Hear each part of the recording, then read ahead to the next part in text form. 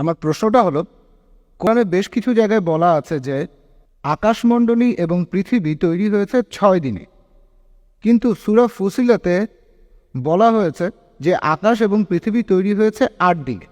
এই আয়াতে আরও আছে যে পৃথিবী তৈরি হয়েছে 6 দিনে, আর তারপরে আকাশ তৈরি হয়েছে 2 দিনে। এই কথাটা বিগ ব্যাং থিওরির বিরুদ্ধে। ভাই, খুব গুরুত্বপূর্ণ একটা প্রশ্ন করেছেন। কোরআন বলছে আকাশমণ্ডলী ও পৃথিবী 6 দিনের সৃষ্টি হয়েছে, আর সূরা ফুসিলাতে বলছে 8 দিন। এটা কি পরস্পর বিরোধী? আর এটা কি বিগ ব্যাং থিওরির বিপক্ষে যায় কিনা? আমি আপনার সাথে একমত যে কোরআন অনেক জায়গায় বলেছে আকাশমণ্ডলী ও পৃথিবী 6 দিনের সৃষ্টি হয়েছে। অনেক জায়গায় সূরা আরাবের 54 নম্বর আয়াতে এই কথা বলা হয়েছে। তারপর সূরা ইউনূসের 3 নম্বর আয়াতে উল্লেখ করা হয়েছে, সূরা হুদের 7 নম্বর আয়াতে উল্লেখ করা হয়েছে, সূরা ফুরকানের 59 নম্বর আয়াতে এই কথা বলা হয়েছে, সূরা সাজদার 4 নম্বর আয়াতে এই কথা বলা হয়েছে, আর সূরা হাদীদের 4 নম্বর আয়াতে এই কথা বলা হয়েছে। এমনকি অনেক জায়গায় পবিত্র কোরআন বলছে যে আকাশমণ্ডলী আর পৃথিবী তিনি সৃষ্টি করেছেন 6 দিনে। এটা পার্থিব দিন নয়, এটা হলো ইয়াম, খুব লম্বা একটা সময়কাল। এই কথার ব্যাপারে আমার আপত্তি নেই। আর আমি এ ব্যাপারে একমত যে পবিত্র কোরআনে আকাশমণ্ডলী আর পৃথিবীর সৃষ্টির কথা বলা হয়েছে। সূরা ফুসিলাতে আপনি এখানে যে আয়াতের কথা বলছেন সেটা হলো 9 থেকে 12 নম্বর আয়াত। বলা হচ্ছে যে তাহাকে কি অস্বীকার করিবেই যিনি এই পৃথিবী সৃষ্টি করিয়াছেন 2 দিনে? তোমরা কি তাহার সমকক্ষ দাঁড় করাইতেছ? তোমরা কি কাউকে তাহার শরীক করিতেছ? তিনি তো জগৎসমূহের প্রতিপালক। 10 নম্বর আয়াতে আছে তিনি ভূপৃষ্ঠে স্থাপন করিয়াছেন অটল পর্বতমালা এবং পৃথিবীতে খাদ্যের ব্যবস্থা করিয়াছেন 4 দিনে। 11 নম্বর আয়াতে বলা হচ্ছে অতঃপর তিনি আকাশের দিকে মনোনিবেশ করিলেন, যাহা ছিল ধূম্রবিশেষ। অতঃপর তিনি উহাকে এবং পৃথিবীকে বলিলেন, তোমরা উভয়ে আসো ইচ্ছায় অথবা অনিচ্ছায়। উহারা বলিল, আমরা আসিলাম সম্পূর্ণরূপে অনুগত হইয়া। তিনি ইহা করেন 2 দিনে। তাই আপনি যদি পড়েন চিন্তা না করে 2 + 4 + 2 = 8 দিন। কুরআন এই আয়াতগুলোর শুরুতেই উত্তর দিয়েছে। এখানে বলা হয়েছে যে যারা এর মধ্যে ভুল খুঁজতে যাবে তারা হবে সেই লোকগুলো সমান যারা অন্য কাউকে আল্লাহর শরীক করে। আল্লাহ সুবহানাহু ওয়া তাআলা জানতেন যে কিছু লোক থাকবে যারা কোরআনের এই আয়াতগুলোর ভুল বের করার চেষ্টা করবে। আর এখন খ্রিস্টান মিশনারিরা এই আয়াতটা মুসলমানদের বিরুদ্ধে প্রয়োগ করে। কোরআন বলেছে আগে থেকে যে লোকে এই প্রশ্নটা করবে, আর এই লোকগুলো তারা যারা অন্য কাউকে আল্লাহর সাথে শরীক করে।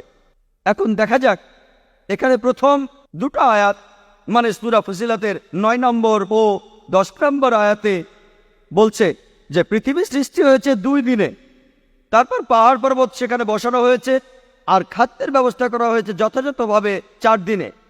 তাহলে বলা হচ্ছে 2 দিনে পৃথিবী তৈরি হয়েছে, তারপর সেখানে পাহাড় পর্বত বসানো হয়েছে 4 দিনে, সব মিলিয়ে 6 দিন। তারপর 11 নম্বর আয়াতের প্রথম আরবি শব্দটা হলো সুম্মা।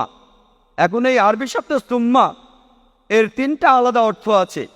একটা হলো তারপর, আরেকটা হলো তখনই, আর অন্য আরেকটা হলো একই সাথে। আমি মেনে নিচ্ছি যে কোরআনের অনেক অনুবাদে এই শব্দটাকে অনুবাদ করা হয়েছে তারপর। যদি সুম্মার অনুবাদ করেন তারপর, তাহলে কথাটা পরস্পর বিরোধী। অনুবাদ করেছে তারপর। আকাশমণ্ডলী সৃষ্টি হলো 2 দিনে, অর্থাৎ 2 + 4 + 2 = 8 দিন।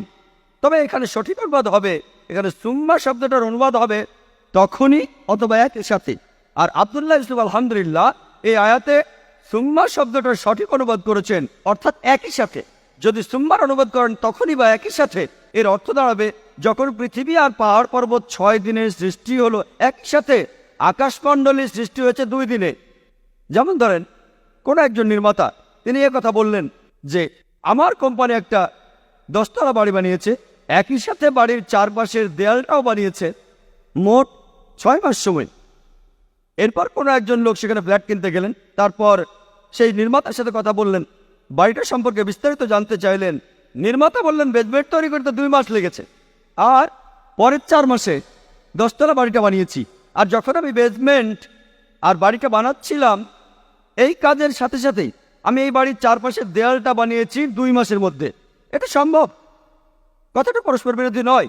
এরপরও মোট সময় 6 মাস। তাহলে একইভাবে সূরা ফুসিলাতের 9 নম্বর থেকে 12 নম্বর আয়াতে বলা হয়েছে যে যে সময় পৃথিবী আর পাহাড় পর্বত 6 দিনের সৃষ্টি হলো, একই সাথে আকাশমণ্ডলীর সৃষ্টি করা হয়েছে 2 দিনে। এটা পরস্পর বিরোধী নয়। আর একইভাবে যদি অনুবাদ করেন তারপর, কথাটা বিজ্ঞানসম্মত হয় না। কারণ পৃথিবী আগে সৃষ্টি করা হয়েছে, তারপরে পাহাড় পর্বত, এটা পরস্পর বিরোধী। এছাড়াও পবিত্র কোরআনে সূরা বাকারার 29 নম্বর আয়াতে বলা হয়েছে যে আল্লাহ পৃথিবী সৃষ্টি করেছেন সুম্মা আকাশমণ্ডলী। তবে দুর্ভাগ্যজনকভাবে আব্দুল্লাহ ইউসুফ আলী এখানে সুম্মার অনুবাদ করেছেন তারপর, আর কোরআনে সূরা বাকারার 29 নম্বর আয়াতে তিনি সুম্মা শব্দের অনুবাদ করেছেন তারপর। আল্লাহ পৃথিবী সৃষ্টি করেছেন তারপরে আকাশমণ্ডলী, তখন এটা পরস্পর বিরোধী। এখানে সুম্মা শব্দটা সঠিক অনুবাদ হবে তখনই বা একই সাথে। যদি অনুবাদ করেন একই সাথে তাহলে কথাটা পরস্পর বিরোধী নয়, কারণ বিজ্ঞানের থিওরি আমাদের বলে যে আকাশ আর পৃথিবী একই সাথে সৃষ্টি হয়েছে, আর সেটা নয়। কোরআনে পবিত্র কোরআনে অনেক জায়গায় আছে আমি আকাশমণ্ডলী ও পৃথিবী তৈরি করলাম, আরেক জায়গায় বলা হচ্ছে আমি পৃথিবী ও আকাশ তৈরি করলাম। সবশেষে আমি পবিত্র কোরআনে সূরা আম্বিয়া 30 নম্বর আয়াতের কথাটা উল্লেখ করছি। أولم يرى الذين كفروا أن السماوات والأرض كانت رتقا ففتقناهما।